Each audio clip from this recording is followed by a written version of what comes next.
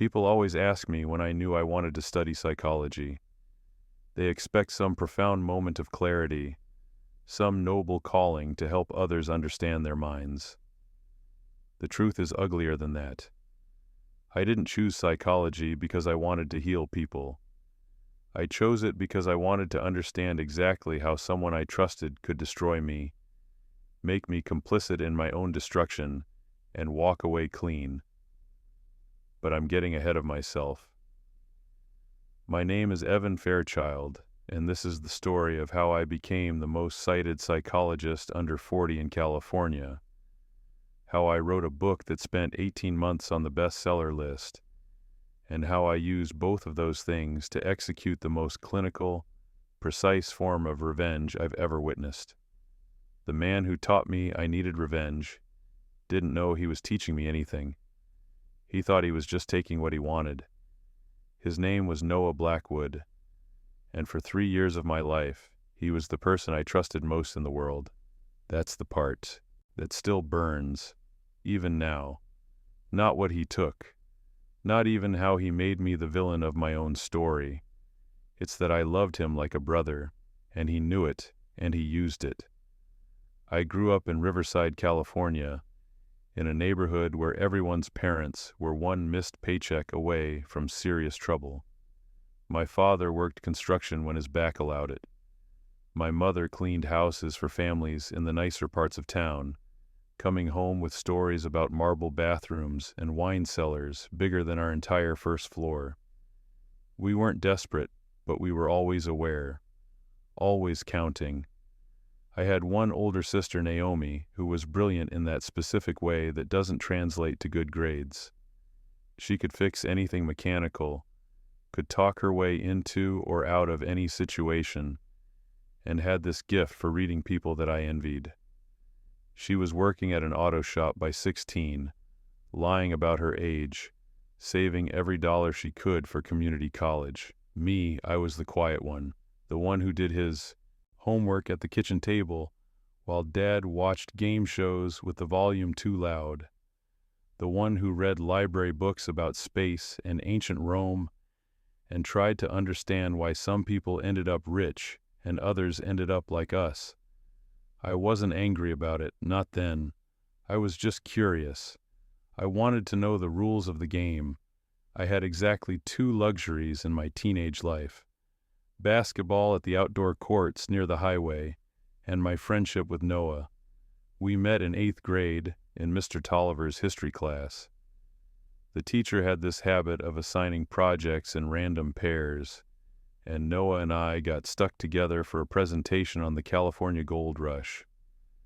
I remember thinking he seemed too confident for someone our age, like he'd already figured out something the rest of us were still trying to learn.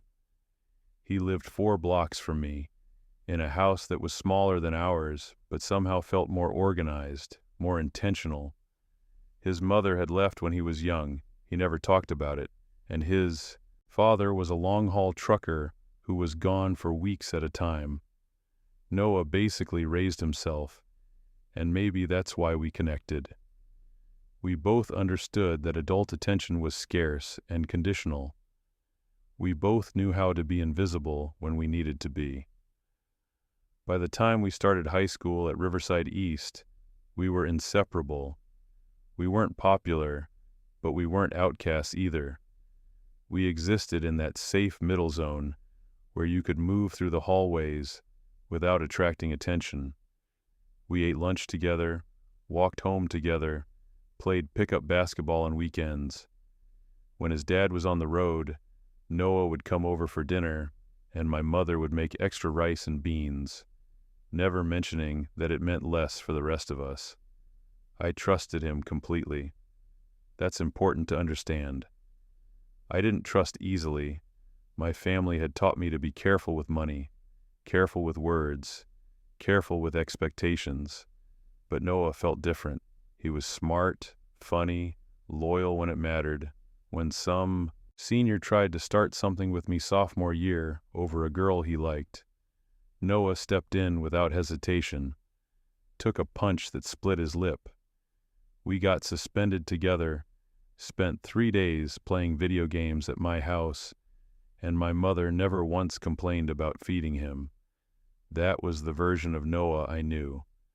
The one who had my back, the one I would have done anything for. The computer thing started junior year, in late September. My father had been talking about getting a computer for the house. This was 2008, and while most families already had one, we were late to everything that cost money. Naomi needed it for her community college applications. I needed it for research papers. Dad had this idea that it would help us get ahead, which was his phrase for anything that might improve our situation. The problem was cost. A decent desktop setup ran $700 or $800, and we didn't have that kind of money lying around. But my mother's sister, Aunt Suzanne, had offered to contribute $200 if we could match it. And my father had gotten a bonus for completing a project early. $300 he hadn't expected. That left us $300 short. I'd been working weekends at a warehouse that supplied restaurant equipment, loading trucks and doing inventory. Minimum wage, cash under the table, no questions asked. By September, I'd saved $420. It was supposed to be for a used car eventually, something that would let me get to a real job, but when Dad mentioned the computer shortfall at dinner one night, I didn't hesitate. "I can cover it," I said. My father looked at me for a long time. "You sure, Evan? That's your car money." "The computer helps all of us," I said. "I can save again." Naomi kicked me under the table, her way of saying thank you without actually saying it. My mother touched my hand. It felt good, being able to contribute something real. Noah was there that night. He often was. He'd been quiet during the discussion, eating the chicken and rice my mother had made. But after dinner, when we were in my room, he brought it up. "That was cool what you did," he said. "Giving up your savings like that." I shrugged. "It's not giving up. It's investing. We all need it." "Still," he said, "most people our age wouldn't think like that." Looking back, I can see what he was doing. Testing, measuring, calculating what I was worth to him. We ordered the computer that weekend. A Dell desktop with a decent processor, a flat-screen monitor, a printer. It arrived 2 weeks later, and my father set it up in the corner of the living room where everyone could use it. For about a month, it was exactly what we'd hoped. Naomi worked on her applications. I typed up essays for AP English. Even my father used it to look up job listings.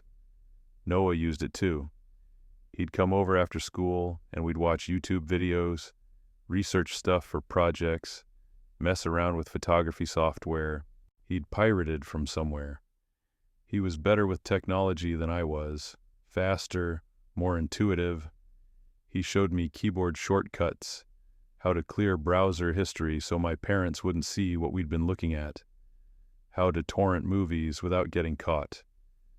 "You should really have your own laptop," he said one day in November. "Sharing this with your whole family is going to get old fast." "Can't afford it," I said. He nodded like he was thinking. "What if we went in together? Like, split the cost of a decent laptop. We could share it, use it for school projects, whatever." I laughed. "I just gave up all my savings for this computer. I'm broke." Right, he said, just thinking out loud. But he kept bringing it up. Casual mentions over the next few weeks. "Saw a good deal on a laptop. My friend's cousin is selling one for cheap. We could get something way better than this desktop if we pooled money." In early December, he came to me with a specific proposal. "Okay, hear me out," Noah said. We were in my room, supposedly doing homework.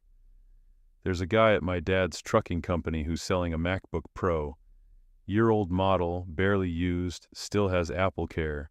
He wants $600 for it." "That's a great deal," I said, "if it's real." "It is. I've seen it. Thing is perfect." He paused. "I've got $300 saved. If you put in 300, we split it 50-50. We can trade off who keeps it, or just use it together for projects. I should have seen it then. Should have asked why he needed me if he already had half the money. Should have wondered why this mysterious guy at the trucking company was selling a $1,000 laptop for 600. Should have questioned the whole premise, but I didn't, because it was Noah, because he was my best friend, because the idea of having access to something that nice felt like a step toward the life I wanted. I don't have 300 anymore, I said. I'm back to saving from zero. What about your Christmas money? Your relatives usually give you something, right? He was right. Between my aunt, my grandmother, and a few other family members, I usually cleared 200 at Christmas, sometimes more. Even if I get 200, that's not enough, I said.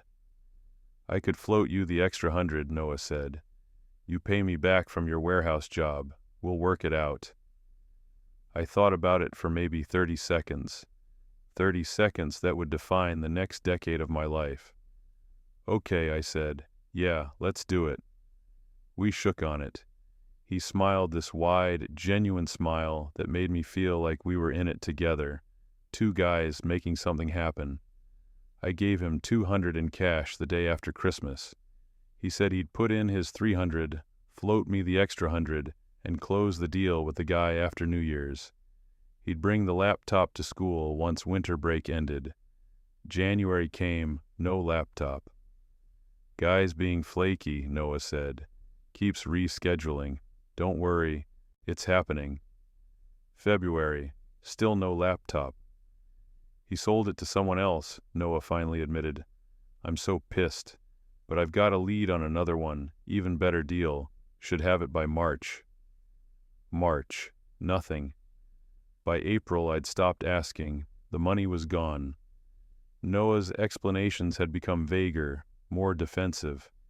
It's complicated, man. I'm working on it. When I pressed him, he'd get irritated, like I was being unreasonable for wanting the thing we'd agreed on. I felt stupid, but I didn't feel betrayed. Not yet.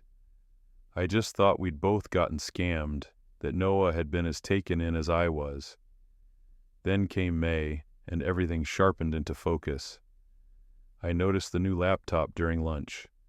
Noah had it out on the cafeteria table, this sleek silver MacBook Pro that caught the light like jewelry.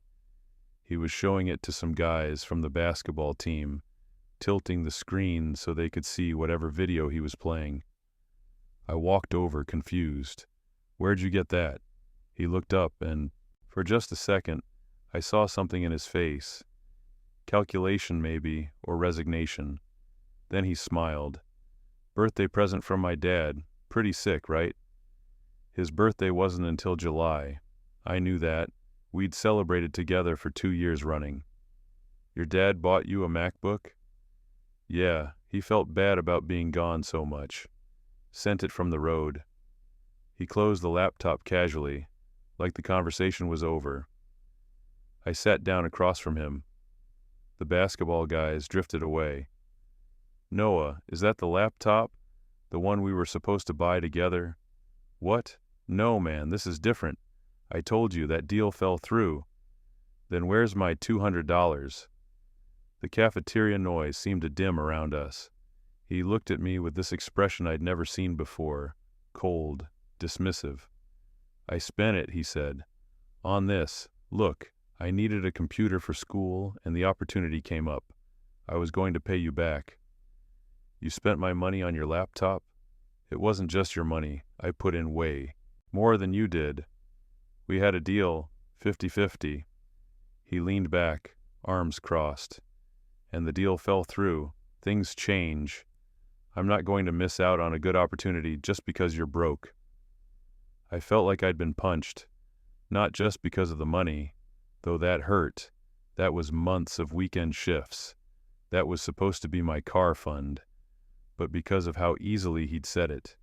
How little it seemed to matter to him that he'd lied. You're my best friend, I said quietly. Yeah, and you'll get over it, Noah said. It's $200, Evan, not the end of the world. But it was $200 I didn't have. $200 my family had needed. $200 I'd given him because I trusted him. I stood up, walked away, didn't finish my lunch. For the next week, I avoided him. Sat on the other side of classrooms, ate lunch in the library, took different routes home.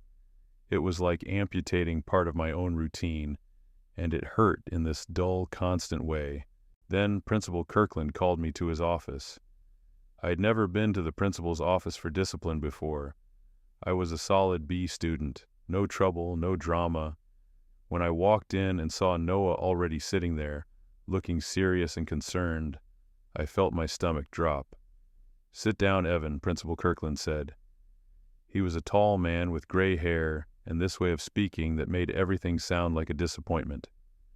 "We need to talk about the computer situation." "What computer situation?" Noah glanced at me, then away. Principal Kirkland opened a folder. "Noah came to me yesterday with some concerns. He says you've been pressuring him for money, claiming he owes you for a computer deal that didn't work out." I stared at Noah. He wouldn't meet my eyes. "That's not what happened," I said. "He also says," Kirkland continued, "that you became aggressive when he refused to give you cash, and that you've been harassing him in the halls. That's a lie. Evan, I'm going to be direct with you. Noah is worried. He thinks you might escalate this into something physical. Given your suspension last year, that was different. Some guy came at me. You have a record of violence. I need to make sure we're all on the same page here." Noah spoke up, his voice careful and sad. "I'm not trying to get Evan in trouble. I just want him to stop asking me for money I don't have. The whole laptop thing was a misunderstanding." "How is it a misunderstanding?" I was almost shouting now. "You have the laptop. You used my money to buy it. That's not a misunderstanding. That's theft." Principal Kirkland held up a hand. "Lower your voice. Do you have any proof that you gave Noah money?" "It was cash." "So no receipt, no written agreement, no witnesses to the transaction?" I felt the trap closing. He's my friend. I trusted him. "Noah says the money was a loan for his father's medical bills, which he's been paying back in small amounts." Kirkland looked at me, over his reading glasses. "Is that accurate?" "What? No, there was never anything about medical bills." Noah's expression was perfect. Pained, reluctant, like he hated doing this. "Evan, come on. You know my dad's been having back problems. I told you I needed help, and you offered. I've been giving you $20 here and there. You haven't given me anything. I put it in your locker, last week, the week before." I could see where this was going. He was building a completely different story, one where I was the aggressor, the liar, the one making false accusations. "Evan," Principal Kirkland said, "I'm going to recommend that you and Noah maintain distance from each other for the remainder of the school year. No contact in the halls, different lunch periods, separate seating in shared classes. If you continue to pursue this matter, financially or otherwise, I'll have to consider it harassment." He stole from me. He has a different recollection of events, without evidence. This is a he said situation, and frankly, your behavior since then, the avoidance, the visible anger, doesn't paint you in a favorable light. I looked at Noah. He was staring at his hands, the picture of a reluctant victim. "One more thing," Kirkland said. "I'll be calling your parents to discuss this. They should know what's going on." That was the moment I understood the full scope of what Noah had done. He hadn't just taken my money. He'd flipped the entire narrative so that I was the problem. And now my parents, who'd scraped together money for that family computer with my help, who trusted me to handle my own problems, were going to get a call from the school saying I was harassing someone over money. I walked out of that office feeling like my skin was vibrating. I didn't go back to class. I just walked, out of the building, off campus, down the streets I'd grown up on, until I found myself at the outdoor basketball courts where Noah and I used to play. The court was empty. I sat on the cracked asphalt and tried to understand what had just happened. My parents were confused more than angry when Principal Kirkland called. They'd known about the laptop fund, known I'd given Noah money for what I said was a joint purchase. When I told them my version, that Noah had used the money for his own laptop and then lied about it, they believed me. But they also didn't know what to do. "Can we get the money back?" my mother asked. "Not without proof," I said. "And he's claiming it was for something else entirely." My father, who usually had an answer for everything, just shook his head. "You trusted the wrong person, son. It happens. You learn and move on." But I couldn't move on. The money was only part of it. The bigger wound was that Noah had known exactly how to hurt me. He'd known my family's financial situation. He'd known I didn't have the kind of social capital to challenge his story. He'd known that my previous suspension, even though it was for defending myself, would make me look volatile. He'd weaponized everything I'd shared with him. The distance order from Principal Kirkland became a social isolation order. Noah told his version of the story, that I'd loaned him money voluntarily and was now harassing him for repayment he'd already made. And people believed him. Why wouldn't they? He was charismatic, well-liked, sympathetic. I was the quiet guy who'd gotten suspended for fighting, who'd been seen yelling in the principal's office. By the end of May, I ate lunch alone, walked home alone, spent my weekends working at the warehouse and avoiding anywhere I might run into him. Naomi noticed. "You're different lately," she said one Saturday while we were both at the house. "Did something happen with Noah?" I told her the whole story.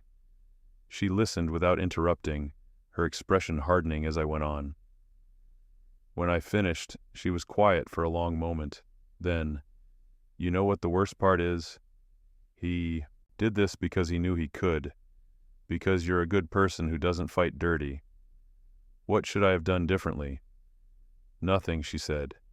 "You can't protect yourself from people who are willing to lie, but you can remember that they exist." That summer was the longest of my life. I worked double shifts at the warehouse, saving every penny, avoided social situations, focused on getting through senior year so I could graduate and leave Riverside behind. Noah and I had no contact, but I'd hear things. He'd joined the basketball team. He was dating Erin Hawthorne, a junior who was smart and pretty and way out of his league. He'd gotten into UC Santa Barbara, was planning to study business.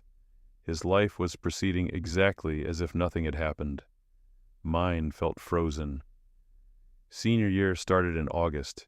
We had 2 classes together, AP Government and English Literature. We sat on opposite sides of both rooms, never spoke, barely looked at each other. I thought that would be the end of it, that we'd graduate, go our separate ways, and I'd eventually forget the whole thing. Then, in October, the computer at my house broke. My father had been using it to search for jobs. He'd been laid off in September when the construction company downsized, and something in the hard drive failed. We took it to a repair shop, and they quoted $400 to fix it. Money we absolutely did not have. Naomi needed to submit more applications.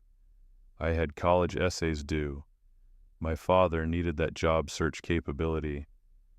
I thought about the $200 Noah had taken, how that money could have fixed this, how his selfishness had created a cascade of consequences for my entire family. I was working at the warehouse one Saturday when Miles Lockwood, one of Noah's basketball teammates, came in to pick up an order. We'd been friendly once, before everything fell apart. "Evan, hey," he said. "Long time." "Yeah. Look, man, I don't know what happened between you and Noah, but he's been talking about you." I felt my jaw tighten. What's he saying? Just that you've been struggling, that he feels bad about the whole thing, that he wishes you'd let him help. Help? Yeah, he mentioned maybe lending you money or something. I don't know the details. I almost laughed. Noah was telling people he wanted to help me. The same Noah who'd stolen from me, lied about it, and turned me into a villain, was now positioning himself as the generous friend I was too proud to accept aid from. Tell Noah, I said carefully, that I don't need his help, and that he should stop talking about me. Miles held up his hands. Hey, I'm just passing along what I heard.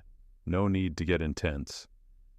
After he left, I stood in the warehouse, surrounded by stacks of industrial refrigerators and steel shelving, and I made a decision. I was done being the victim of this story.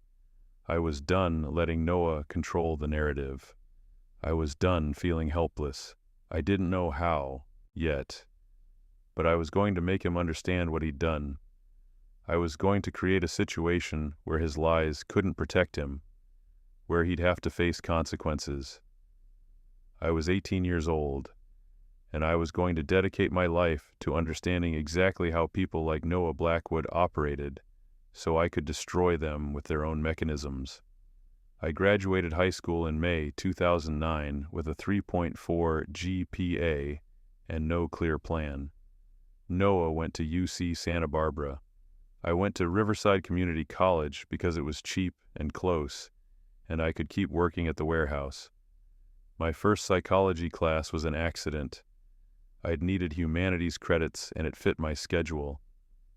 Professor Paula Merrick was in her 50s, sharp-eyed, with this way of explaining human behavior that made it sound like engineering.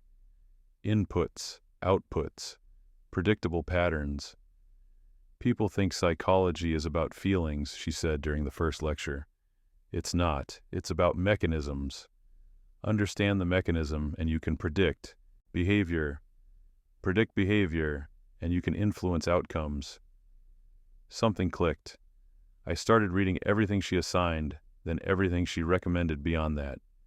Cialdini's Influence, Kahneman's Thinking, Fast and Slow, studies on betrayal trauma, trust formation, reciprocity norms. I learned that what Noah had done to me had a name: opportunistic defection. I learned that people who betray close friends tend to follow patterns. They test boundaries gradually, create plausible deniability, preemptively cast themselves as victims. I learned that revenge is most effective when the target doesn't see it coming, when it's architected to use their own behaviors against them. But more than that, I learned that I was good at this. Understanding systems of manipulation came naturally to me. Maybe because I'd been on the receiving end. Maybe because I was angry enough to stay focused. Professor Merrick noticed. She asked me to assist with her research on trust dynamics in adolescent friendships. I spent hours coding survey data, reading literature reviews, attending graduate-level seminars. By the end of my first year, she was pushing me to transfer to a 4-year university. "You're wasting time here, Evan," she said. "You should be at a research institution." "Can't afford it." "Scholarships exist, so do research assistant positions with stipends. You're good enough to get both." I applied to Berkeley, UCLA, UC San Diego, got into all three. Chose UCLA because they offered the best funding package and because their social psychology program had faculty doing work on trust, betrayal, and social calibration. I moved to Los Angeles in August 2011, 20 years old, with everything I owned in 2 suitcases. Noah and I had had 0 contact for 2 years. I knew from Facebook that he'd graduated from UCSB with a business degree, was working at some startup in San Francisco, was still dating Erin. His life looked successful in that generic, aspirational way. Nice restaurants, hiking photos, beach weekends. I didn't care. I was busy. UCLA's psychology program was brutal. I took classes in cognitive neuroscience, statistical methods, social psychology, developmental psychology. I worked 20 hours a week as a research assistant for Professor Blake Ashcroft, who studied moral judgment and punishment. I published my first paper as a co-author at 21, a study on how victims of financial betrayal develop lasting trust deficits.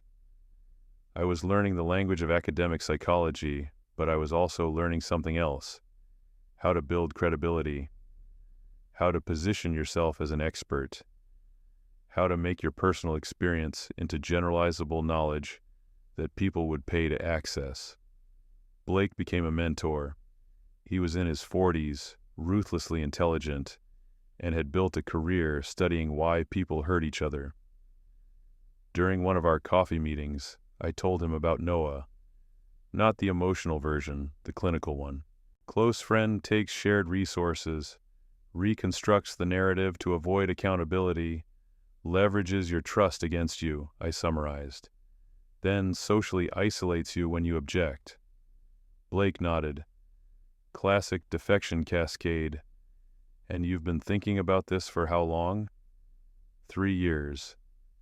You want to study it, or you want to do something about it? Both, he smiled. Good, use it.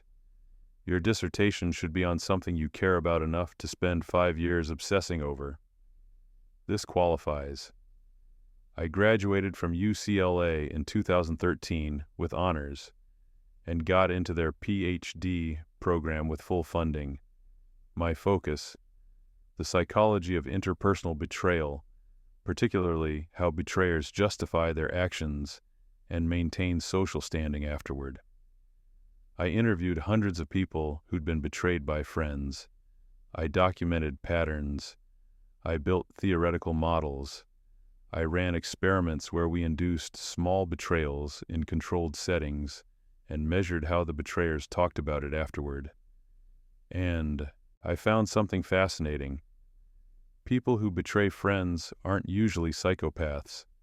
They're ordinary people who've done a cost-benefit analysis and decided the friendship was worth less than what they'd gain.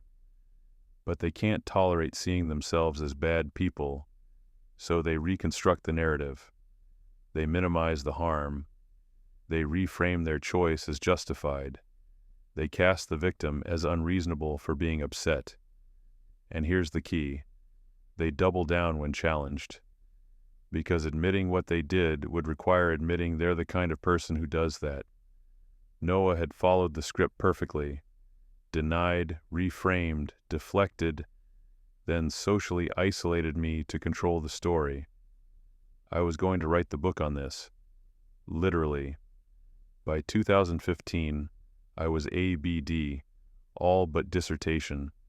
I'd published 6 papers, won a grant from the National Science Foundation, and started drafting what would become my dissertation: Strategic Betrayal: How Close Friends Exploit, Trust and Maintain Reputational, ***. I was also working with a therapist, Dr. Colleen Ridgway, because my advisor insisted. "You're doing good work," Blake had said, "but you're also clearly processing something personal. Don't let it consume you." Dr. Ridgway was direct. "You're studying this to understand what happened to you, which is valid. But at some point, you need to decide. Are you healing, or are you preparing?" "Preparing for what? You tell me." I didn't answer, because I knew. I was preparing to ensure that if I ever encountered Noah Blackwood again, I would be so far above him, so established in my expertise on exactly what he'd done to me, that any attempt he made to rewrite history would fail. I defended my dissertation in March 2016. It was well received. I got job offers from 3 universities. I chose a position at UCLA as an assistant professor, with the understanding that I'd be teaching while also building a research lab focused on trust dynamics. But I had another project in mind: a book. Not an academic text, but a popular psychology book that would take all my research and make it accessible to regular people who'd been betrayed by friends. I wanted to write the book that would have helped me at 18, the one that explained exactly what had happened, why it happened, and what the long-term patterns looked like. I started outlining in the summer of 2016. By fall, I had 50 pages. By spring 2017, I had a full draft. I called it The Betrayal Pattern: How Friends Destroy You and Get Away with It. Getting a book published is harder than getting a PhD. I sent query letters to 40 agents, got 37 rejections. 3 requested the full manuscript. 1 offered representation.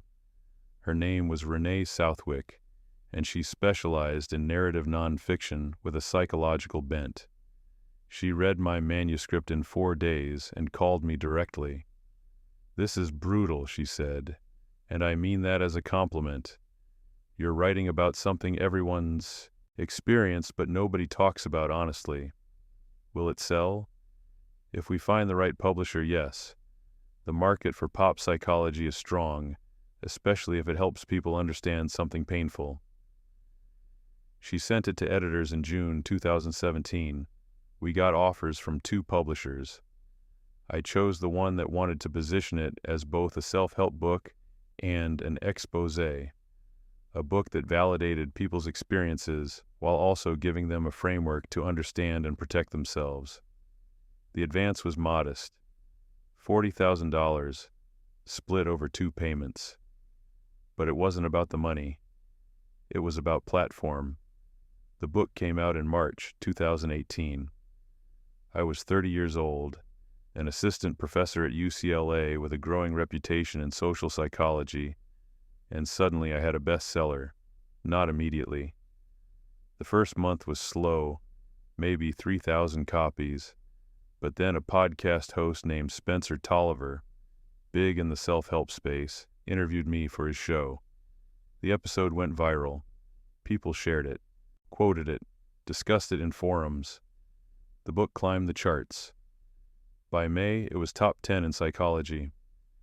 By June, it hit number 3 on the New York Times nonfiction list. I did interviews, NPR, podcasts, a segment on a morning show. People asked me about my research, about the patterns I'd identified, about how to recognize when someone was using these tactics. I never mentioned Noah by name, didn't need to. The book was clinical, data-driven, full of case studies drawn from my research. But every pattern I described, every tactic I outlined, was something he'd used. The book laid out a precise taxonomy, boundary testing, small violations to see what you'll tolerate, opportunistic defection, taking advantage when a chance arises, narrative reconstruction, reframing the betrayal to avoid blame, preemptive victimhood, casting themselves as wronged before you can object, social isolation, controlling the story by controlling access to mutual friends, magnanimous gestures, offering, help to demonstrate their moral superiority. Each chapter had examples, psychological research, and practical advice on how to identify these patterns before you got hurt. The final chapter was called After Betrayal, Revenge, Forgiveness, or Strategic Distance. I argued that revenge was usually counterproductive. It kept you tied to the betrayer, gave them power over your emotional state. Forgiveness was fine if genuine, but shouldn't be performed to make others comfortable. The best option, I wrote, was strategic distance. Remove them from your life completely. Refuse to engage and focus on building something they can't touch. What I didn't write, what I kept to myself, was that strategic distance was only step 1. The real power came from reaching a position where they needed you, and you had the freedom to refuse them. By the end of 2018, The Betrayal Pattern had sold 180,000 copies. I was getting speaking invitations, consulting requests from companies worried about internal trust dynamics, even interest from a streaming platform about adapting it into a documentary. I hired a publicist, Marilyn Fairfax, who specialized in authors building personal brands. "You're the go-to expert on friendship betrayal now," she said. "We need to leverage that." I started a newsletter, did a monthly Q&A series on YouTube, built my academic reputation and public platform simultaneously. And I waited, because I knew, with absolute certainty, that Noah would see the book eventually, that he'd recognize himself in it, that he'd have to reckon with the fact that the quiet kid he'd betrayed had spent a decade becoming the world's leading expert on exactly what he'd done. I didn't have to do anything. The book was the move. Everything else would follow. I didn't keep tabs on Noah obsessively, but I knew people who knew people. Riverside isn't that big. Information travels. After graduating from UCSB, he'd gone into sales at a tech company in San Francisco. Did well for a few years, made decent money. He and Erin got engaged, then married in 2014. They bought a small condo in Daly City, posted pictures of brunches and wine country trips. But by 2016, things had shifted. The startup he worked for went under. He took a job at a larger company, but it was a step down. Less autonomy, less commission potential. Erin was working as a paralegal, and from what I could gather, her income was keeping them afloat. Then, in 2017, they divorced. The details were vague, but someone who'd gone to high school with us mentioned seeing Noah back in Riverside, looking rough, staying with his father. By 2018, he was working in sales for an office furniture company. Not glamorous, not well paid, but stable. He'd moved to a cheaper part of Los Angeles, shared an apartment with roommates despite being 30 years old. I learned all this peripherally. I wasn't seeking it out, but when my book took off, people from Riverside who'd known both of us started reaching out. Some wanted to congratulate me, others wanted to gossip. "Did you know Noah's been telling people he inspired your book?" one former classmate messaged me. I felt a cold satisfaction reading that. Of course he'd positioned it that way. He couldn't admit that he was the villain, so he'd reframed himself as the inspiration, as if what he'd done had somehow been a gift. Another message from Miles Lockwood, the basketball player I'd worked with at the warehouse. "Hey man, saw your book is blowing up. Noah's been asking about you. Wanted to know how you're doing." I didn't respond. The truth was, Noah's life had gone sideways while mine had risen. Not because of any direct action I'd taken, but because I'd invested in myself while he'd coasted on charm and shortcuts. The same opportunism that had let him take my money had probably manifested in other ways. Cutting corners at work, taking credit for others' efforts, making short-term plays that alienated people. People like Noah don't usually build sustainable success. They're too focused on immediate gains. By early 2019, my book had sold 300,000 copies and was being translated into 12 languages. I'd been promoted to associate professor with tenure track. I was consulting for major companies on workplace trust dynamics at $5,000 a day. I'd bought a house in Pasadena, nothing extravagant but mine, paid for with book royalties. And I was planning something bigger, a second book. This one wouldn't be academic pop psychology. It would be a narrative memoir, telling the full story of what happened with Noah, using it as a case study for every pattern in the betrayal pattern, raw, personal, but also clinical in its analysis. My agent loved it. "This is what takes you from author to cultural figure," Renee said. "People want the personal story behind the research." We sold it in March 2019 for a significant advance, $300,000. Publication was slated for March 2020. I called it The Prediction: How Betrayal Shapes Us and How We Shape What Comes After. Writing it was harder than I expected, not emotionally. I'd processed most of that in therapy, but strategically. I had to be honest enough to be compelling, clinical enough to demonstrate expertise, and careful enough to avoid legal issues. I didn't use Noah's real name. I called him Marcus and changed identifying details, but anyone who knew both of us would recognize the story. And I made sure the book included something crucial: a chapter on what betrayers do when confronted with evidence of their behavior. The most common response, I wrote, is doubling down. They attack the victim's credibility, reframe the confrontation as harassment, and position themselves as the target of an unjust campaign. This is predictable, mechanical, and, if you understand it, completely neutralizable. I was writing a manual for what I anticipated Noah would do when the book came out, and by writing it in advance, I was ensuring that whatever he did would only prove my expertise.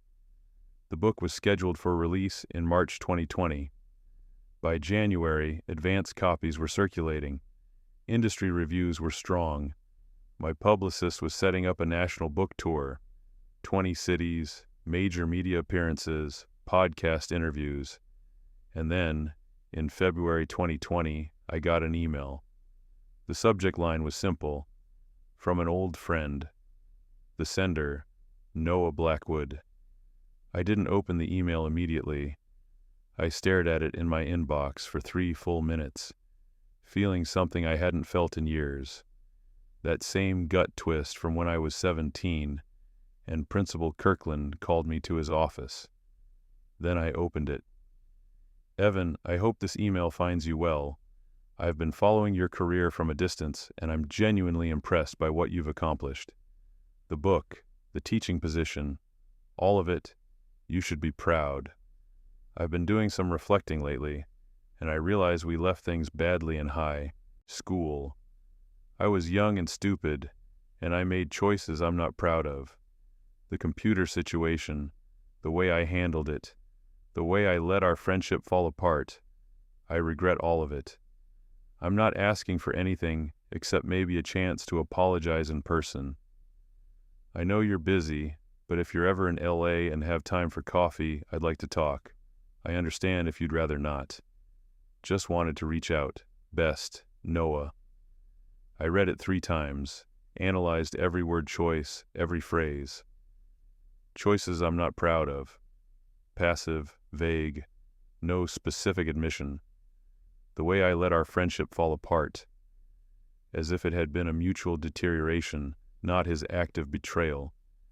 Maybe a chance to apologize in person, positioning himself as seeking redemption, me as the gatekeeper. It was perfect. Exactly the kind of non-apology apology that my book described. Enough contrition to seem genuine, not enough specificity to constitute real accountability. I showed it to Dr. Ridgway during our next session. How do you feel reading this? She asked. Vindicated. This is textbook stuff. I asked how you feel, not how you analyze it. I thought about it. Angry that he thinks this works, that he thinks I'm the same person who trusted him at 17. Are you going to respond? I don't know. Part of me wants to ignore it. Part of me wants to respond just to see what he does next. And part of you, she said gently, wants to use this. She was right. I waited a week before responding, kept it short, professional, distant. Noah, thank you for reaching out. I appreciate the sentiment. I'm pretty swamped with the book tour coming up, but I'll let you know if I have time. Evan. His response came within an hour. That's great, totally understand. Congrats again on everything. Really looking forward to the new book. I heard it's more personal than the last one. So he knew. Of course he knew. He'd probably read the betrayal pattern, recognized himself, and was now scrambling to get ahead of whatever was in the memoir. I didn't respond to that one. The prediction came out on March 10th, 2020. We'd planned a major launch event at a bookstore in Los Angeles. Readings, Q&A, signing. 300 people RSVP'd. Then COVID hit, and everything shut down. The event was canceled. The book tour was canceled. My publicist pivoted to virtual appearances, Zoom calls with book clubs, Instagram live sessions, podcast interviews from my home office. The book still did well. People were stuck at home, looking for things to read, and a memoir about betrayal and revenge resonated. But it didn't have the cultural moment we'd hoped for. Still, by June 2020, we'd sold 120,000 copies. Reviews were strong. The New York Times called it a searing examination of how trauma shapes ambition. NPR said it was required reading for anyone who's ever been stabbed in the back by someone they trusted. And people from my past started reaching out. Former classmates, people I hadn't spoken to in a decade, all saying variations of the same thing. I knew exactly who Marcus was, what happened to him after. I didn't confirm or deny, just thanked them for reading. In August, Miles Lockwood messaged me again. Noah read your book. He's pretty messed up about it. Says it's not fair. I felt a spark of satisfaction. What's not fair about it? He says you left out context, that you painted him as worse than he was. Did he say what context I left out? Miles took a while to respond. No, just that it's more complicated than you made it seem. It usually is. Then, in September 2020, I got another email from Noah. Evan, I read the prediction. I know Marcus is supposed to be me.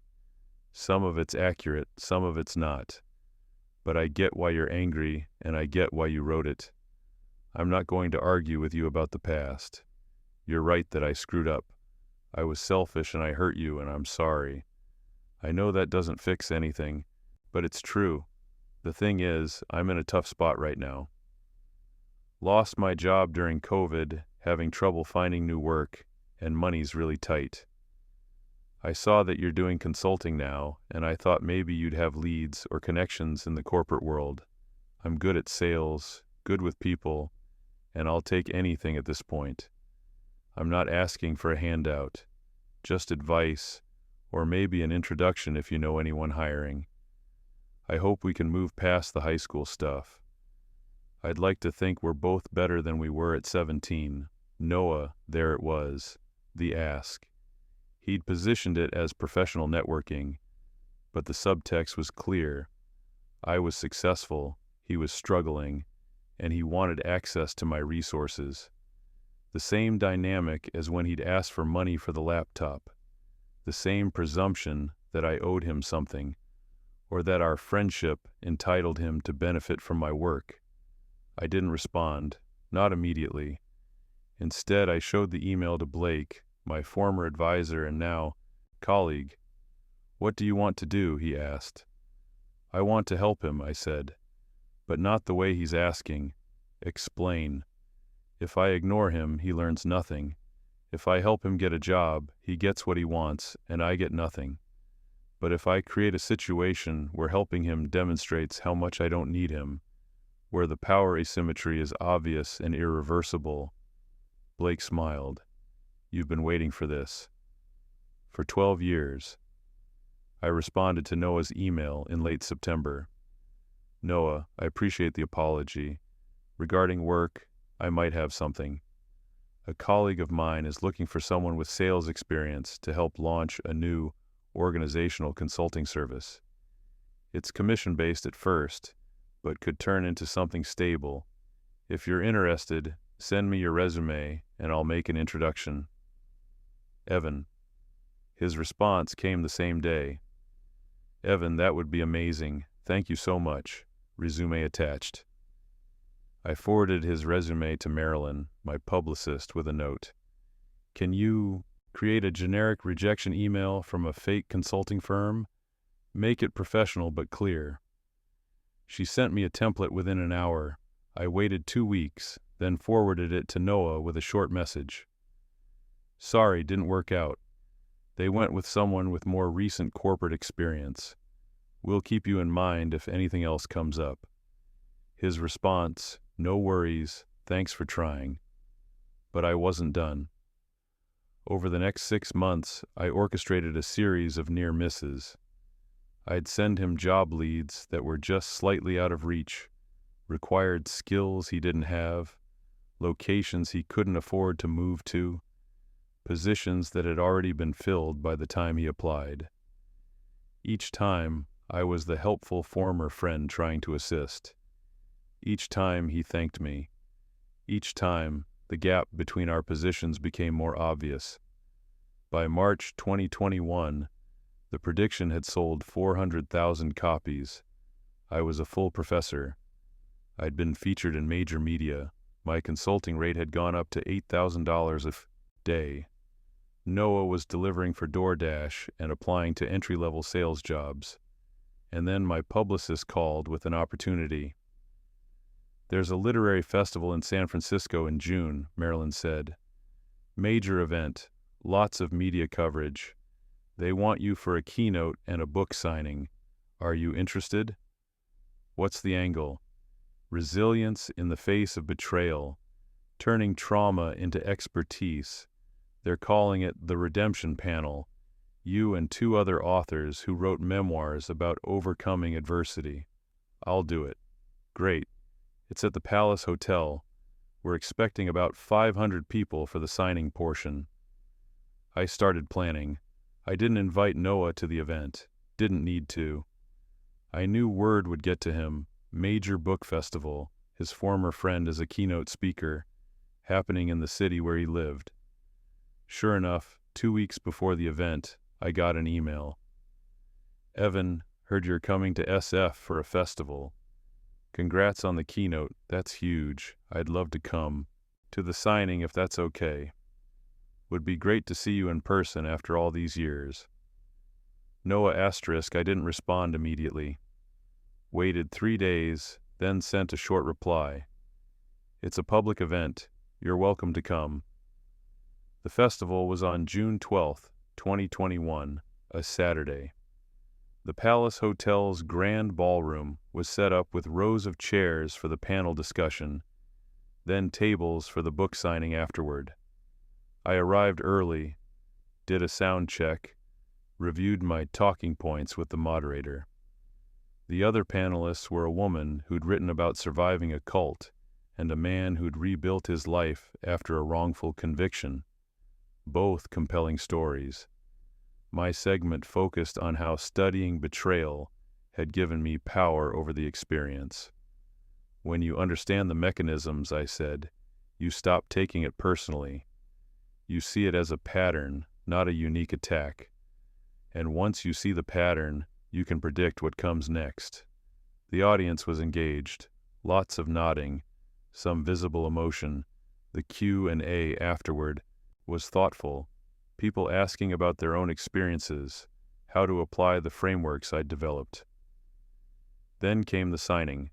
500 people is a lot. The line stretched out of the ballroom into the hotel corridor. I signed books for 2 hours, smiled for photos, answered quick questions. Noah showed up about 90 minutes in. I saw him before he saw me, standing in line, looking uncomfortable, clutching a copy of the prediction. He'd aged. Not dramatically, but noticeably. Thinner, tired around the eyes, dressed in khakis and a button-down that didn't quite fit.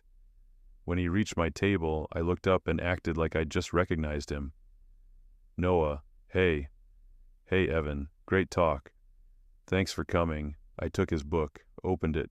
"How have you been?" "You know, hanging in there, trying to find my footing." I nodded, wrote a generic inscription. "Best wishes, Evan Fairchild asterisk." Handed it back. He hesitated. "Listen, I know there's a line, but could we grab coffee after this?" Just for a few minutes? I glanced at the people behind him. I've got a dinner thing with the other panelists. Maybe some other time. Sure, yeah, of course. He took the book, started to leave, then turned back. Evan, I know I messed up back in high school. I know the book is about that. I just want you to know I really am sorry. The people behind him were listening. The moment had an audience. I appreciate that, I said evenly. It was a long time ago. Right, yeah. He looked like he wanted to say more, but the line was pressing and my publicist was signaling to keep moving. He left. I signed books for another hour. At the end, Marilyn came over. Who was that guy you spent extra time with? An old friend. Seemed intense. It was. That night, back in my hotel room, I got another email from Noah. Evan, I know you're busy, but I really do want to talk. Not just about the past, but about now. I'm in a bad place financially, and I thought maybe since you're doing so well, you might be willing to help me out. Not a lot. Just enough to get me through the next few months while I find steady work. I'd pay you back. I know it's a big ask. I know I don't deserve it. But I don't have a lot of options right now. Please. Noah. I read it twice, felt a coldness settle in my chest. He was asking me for money. The same person who'd taken my money 12 years ago, who'd lied about it, who'd destroyed my reputation at school, was now asking me to bail him out. The audacity was almost impressive. I didn't respond that night. Instead, I called Blake. He asked me for money, I said. What did you tell him? Nothing yet. I'm trying to decide what to do. What do you want to do? I want to say no in a way that makes it clear exactly what he is, and exactly what I've become. Then do that, but make sure you're doing it for the right reasons. What are the right reasons? That's for you to figure out. I thought about it for 2 days. Then I responded, Noah, I'm not going to loan you money. Not because I can't afford it, but because it wouldn't help you. You've spent 12 years making choices that led you here, and bailing you out would just delay the consequences of those choices. What happened in high school wasn't just about the money. It was about trust, integrity, and accountability. You took something from me, lied about it, and then made me the villain when I objected. And now you want me to give you more. I wrote 2 books about people like you. People who use others, who reframe their exploitation as misunderstanding, who position themselves as victims when they face consequences. I don't say that to hurt you. I say it so you understand. I see exactly what you're doing, and it won't work. You don't need my money. You need to build something that isn't based on taking from others. Good luck. Evan. I sent it at 11 p.m. on a Wednesday. His response came at 3 a.m. You know what? Fuck you, Evan. You've turned into an arrogant asshole who thinks he's better than everyone because he wrote some pop psychology books. You act like I'm some villain, but you're the one who's been holding a grudge for 12 years over $200. Yeah, I took the money. I was 17 and stupid. I'm sorry. But you've built an entire career off hating me, and that's pathetic. You want to feel superior? Fine, enjoy it. But don't pretend you're some enlightened expert when you're just a bitter guy who can't let go. There it was, the anger, the defensiveness, the deflection. I didn't respond. Noah's email was exactly what I'd anticipated, the same pattern I'd documented in both books. When confronted with accountability, betrayers attack the victim's character, minimize the harm, and reframe the situation to cast themselves as targets of disproportionate punishment. I didn't respond because responding would give him what he wanted, engagement, the sense that he could still affect me. Instead, I took a screenshot of the email and saved it. Not to use publicly, but as a reminder that my analysis had been correct. 3 weeks later, Noah did something predictable. He wrote a blog post. It was on Medium, titled, "When Self-Help Authors Become Bullies." He didn't name me directly, but the implications were obvious.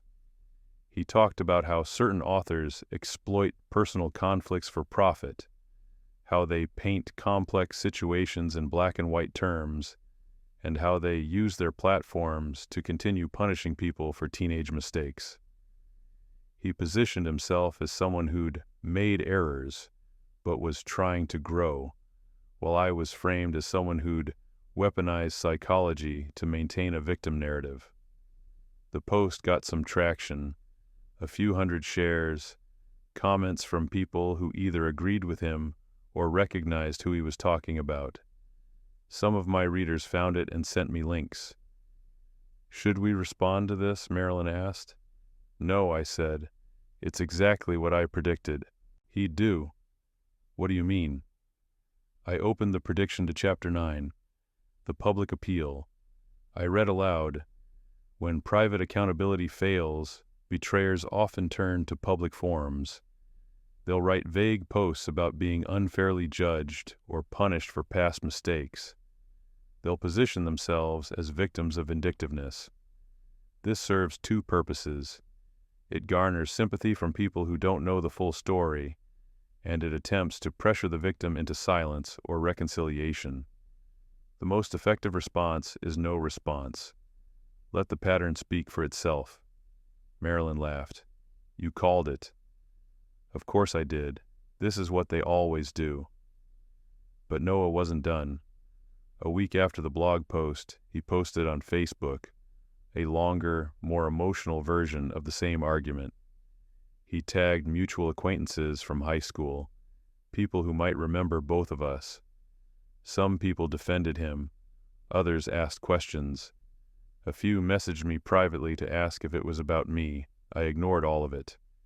Then Noah made a critical mistake. He posted in the comment section of one of my Instagram posts a quote from the prediction about how betrayers reframe history. His comment, "Interesting that you built a career on a story you can't tell honestly. Some of us remember what actually happened. It was public. It was direct.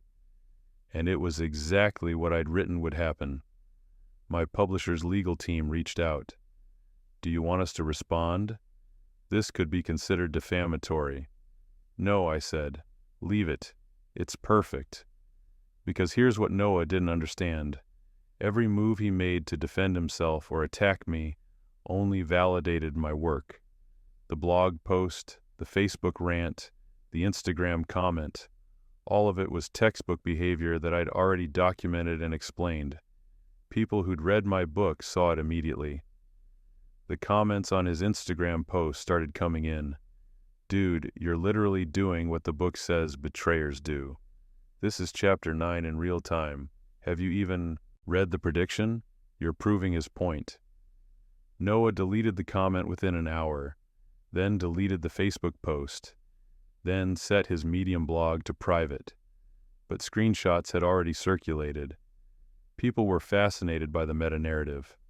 A psychology author whose work was being validated by the exact person it was about. A journalist from a major outlet reached out. "We're doing a piece on parasocial conflict in the self-help space. Can we interview you about the situation with your former friend?" "No comment," I said, "but feel free to quote from my books." The article came out in October 2021. It didn't name Noah, but it analyzed the phenomenon of people trying to challenge authors who'd written about them. It quoted extensively from the prediction, specifically the sections on public appeals and narrative control. It concluded, "In attempting to rewrite the story, the subject only reinforced the author's thesis. Sometimes the best revenge is being right." Noah went quiet after that. No more blog posts, no more comments, no more emails. I didn't hear from him for 8 months. In June 2022, I was invited to give a TED Talk. The topic, "The Architecture of Betrayal, How to See It Coming." The talk was filmed in Vancouver, released online in August. It got 3 million views in the first month. I laid out the patterns, used anonymized case studies for my research, and ended with a simple message. The people who betray you aren't usually monsters. They're ordinary people who've decided you're worth less than what they can take from you. Understanding that doesn't erase the pain, but it does give you power. The talk resonated. It was shared widely, discussed in think pieces, used in corporate training programs, and it brought Noah back into my life one more time. In September 2022, I was scheduled for a book signing in Los Angeles, a special event for the 2-year anniversary edition of The Prediction, which now included a new afterword about what had happened since publication. The event was at a large bookstore in Santa Monica. 400 people RSVP'd. Noah showed up. He didn't get in line. He waited until I was nearly done, then approached the table directly, ignoring the protests of the bookstore staff. "Evan, I need to talk to you." I looked up. He was thinner than he'd been in San Francisco, dressed badly, eyes tired. "Noah, this isn't the time. Please, just 5 minutes." My publicist stepped in. "Sir, if you're not here for a signing, I need to ask you to leave." "I am here for a signing. I bought the book." He held up a copy, then set it on the table. I read it, all of it, including the new afterword. I'd written about him in the afterword. Not by name, but anyone who knew the story would recognize it. I described the pattern of his responses: the initial apology, the request for help, the anger when refused, the public appeals, the eventual silence, and I had written, "The most predictable move is the final attempt at reconciliation, where the betrayer positions themselves as having learned from the experience and deserving of acknowledgement or reward. This is rarely genuine growth. It's strategic positioning." Noah's hands were shaking slightly. "You wrote that I'd do this, that I'd come here and try to apologize again, and that it would be strategic, not real. Did I get it wrong?" "No." His voice was quiet. "You didn't. I came here because I'm desperate, because I thought maybe if I apologized in person, in public, you'd help me, or at least acknowledge that I'm trying." The bookstore had gone quiet. People were watching. "I don't have a job," Noah continued. "I'm barely making rent, and I know it's my fault. I know I made bad choices, but I also know that you predicted this, that you wrote about it, and now it's happening exactly like you said it would." I sat back, looking at him, feeling something I didn't expect, not satisfaction, but a kind of exhausted clarity. "What do you want, Noah?" "I want you to say that I've changed, that I'm not the person from high school, that you forgive me." "Why?" "Because then maybe I can forgive myself." I closed the book in front of me. "I can't give you that. Your growth isn't my responsibility, and you coming here doesn't prove you've changed. It proves you're still trying to use me to get what you need." His face hardened. "So that's it? I'm just the villain in your story forever?"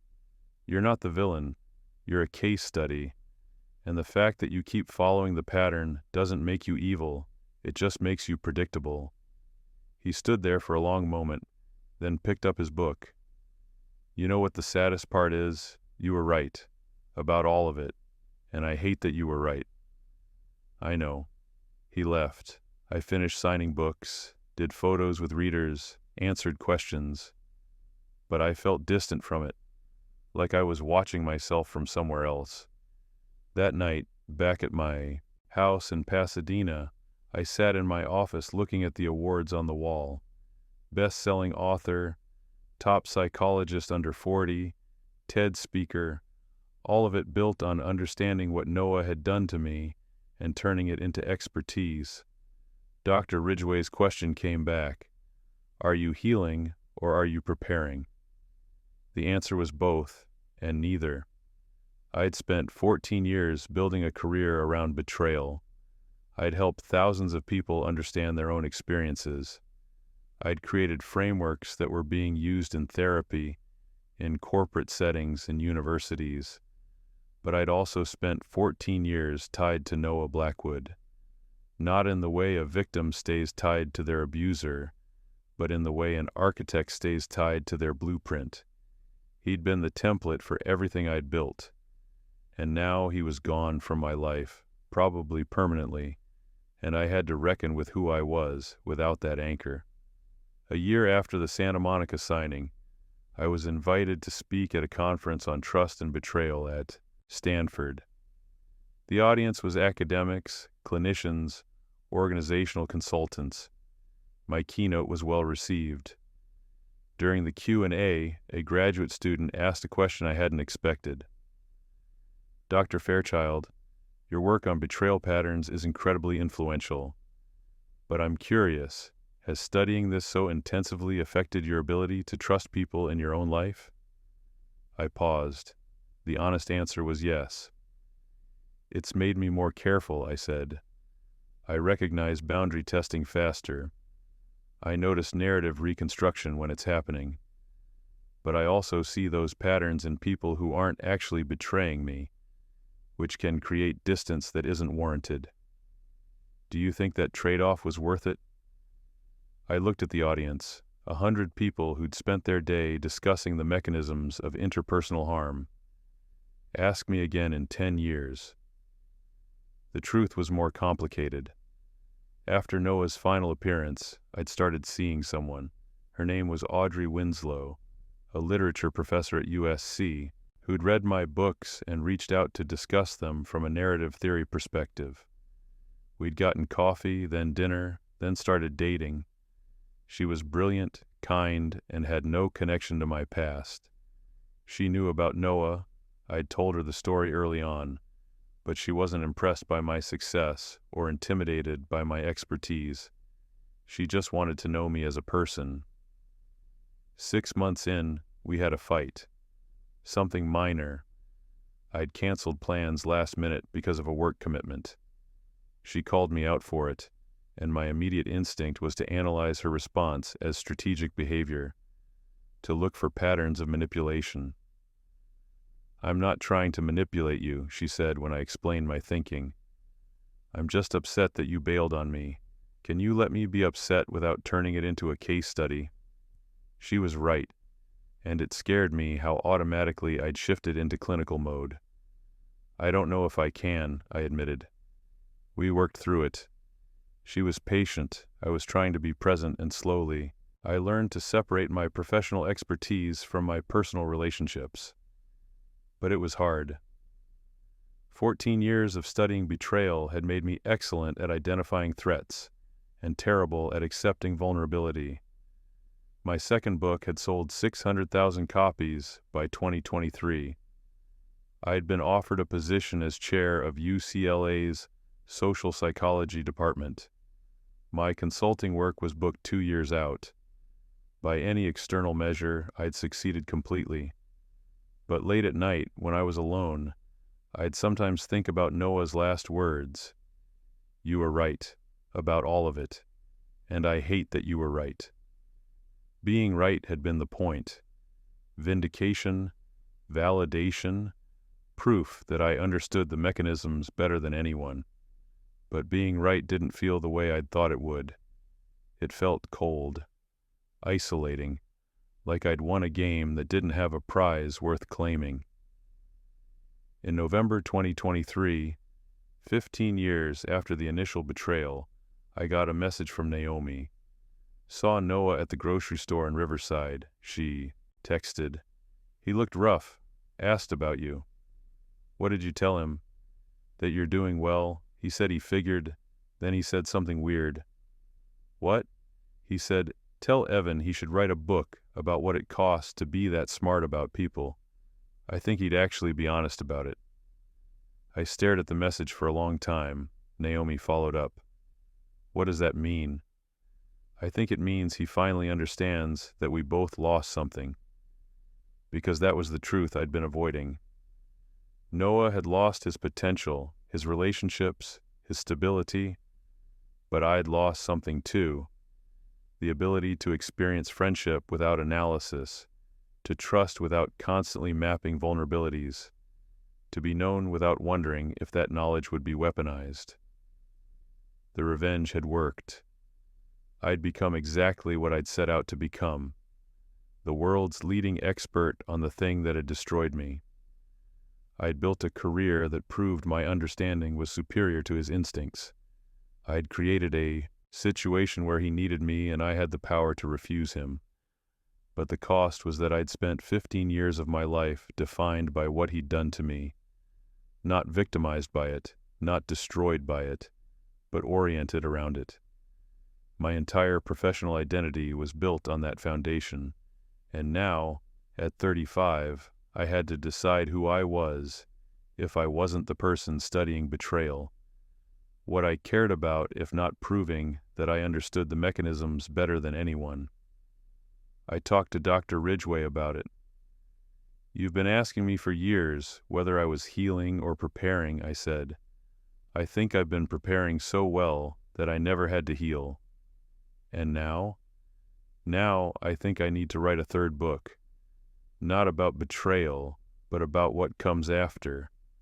What you do when you've won, when you've proven everything you needed to prove, and you realize that revenge, even successful justified revenge, doesn't actually fill the hole it's supposed to fill." She smiled.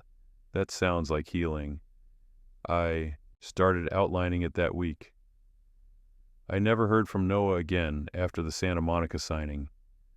No emails, no social media contact, no intermediaries. He'd said his piece, I'd said mine, and we both understood there was nothing left to resolve. I heard through the Riverside network that he'd moved to Nevada, was working in insurance sales, had remarried someone he'd met online. His life sounded stable, if modest. He wasn't thriving, but he wasn't drowning either. I felt nothing about it. Not satisfaction, not sympathy, nothing. He'd become genuinely irrelevant to my life, which was perhaps the truest form of closure. My third book, After Revenge, Building a Life Beyond Vindication, came out in 2025.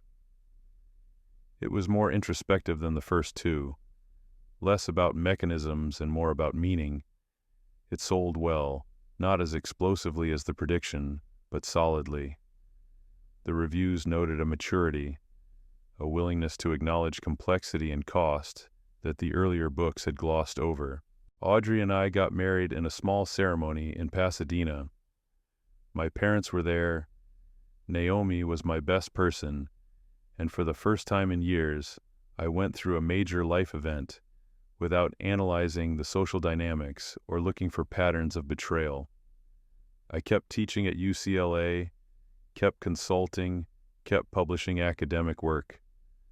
But I also started saying no to opportunities that were purely about the betrayal expertise. Started taking on projects about trust building, resilience, post-traumatic growth. I was trying to become someone whose professional identity wasn't entirely founded on what had been done to me at 17. It was harder than I expected. The market wanted betrayal content. That's what had made me famous. Publishers, conference organizers, podcasters, they all wanted me to talk about the patterns, the predictions, the precise taxonomy of how friends destroy each other. But I was tired of it. Tired of being the expert on the worst thing that had ever happened to me. So I started shifting, slowly, strategically, using the same mechanisms I'd documented in my betrayal work: narrative reconstruction, social positioning, strategic distance. I was rewriting my own story, changing the ending from person who was betrayed and became an expert on it to person who was betrayed, understood it completely, and then moved on to build something else. By 2026, I was known as much for my work on organizational trust building As for my betrayal research, I'd helped 3 Fortune 500 companies redesign their internal cultures. I'd published papers on resilience, on how people rebuild after trauma, on the psychology of forgiveness versus strategic distance.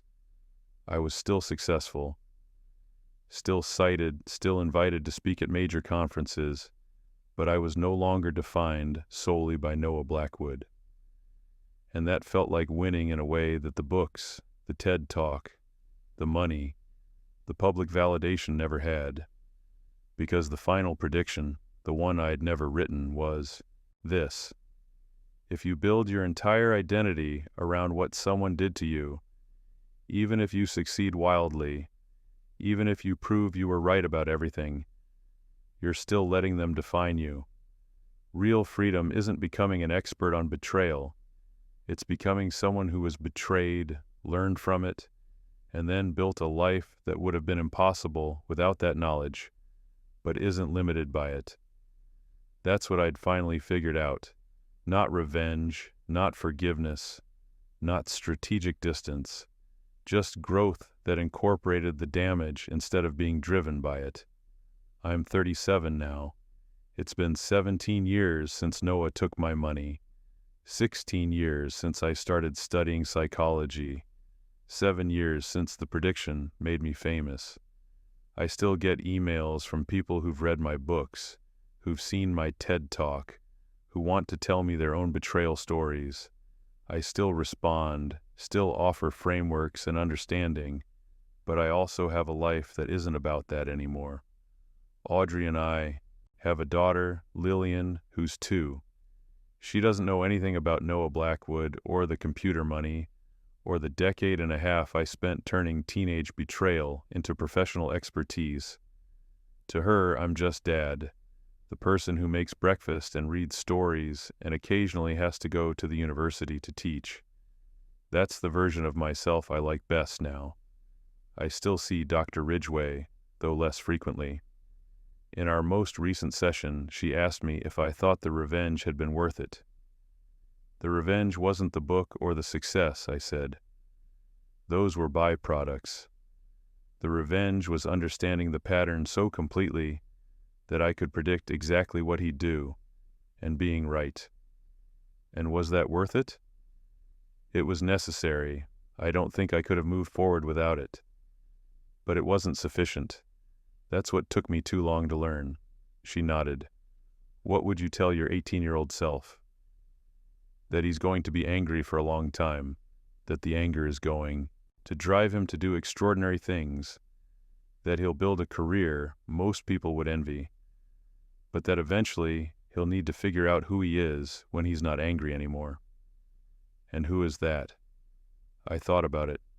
Someone who studies how people hurt each other and how they recover, who helps organizations build cultures of trust, who's married to someone brilliant who keeps him honest, who's trying to raise a daughter who understands that people can disappoint you, hurt you, betray you, and that you can survive that and build something meaningful anyway.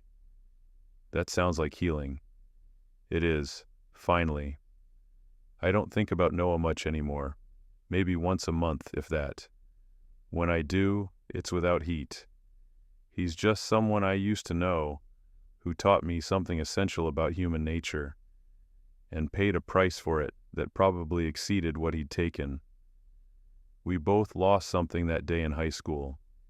He lost his integrity and eventually his trajectory. I lost my ability to trust easily and gained an expertise that defined me for too long, but we both survived it. And somewhere in Nevada, he's probably living his modest life, selling insurance, trying to be a better person than he was at 17. I hope he is. Not for his sake particularly, but because it would mean that people can learn and grow and become more than their worst choices. I've built my life on the belief that patterns are predictable, that betrayers follow scripts, that you can see everything coming if you're smart enough. But the older I get, the more I realize that while patterns are real, people aren't just patterns.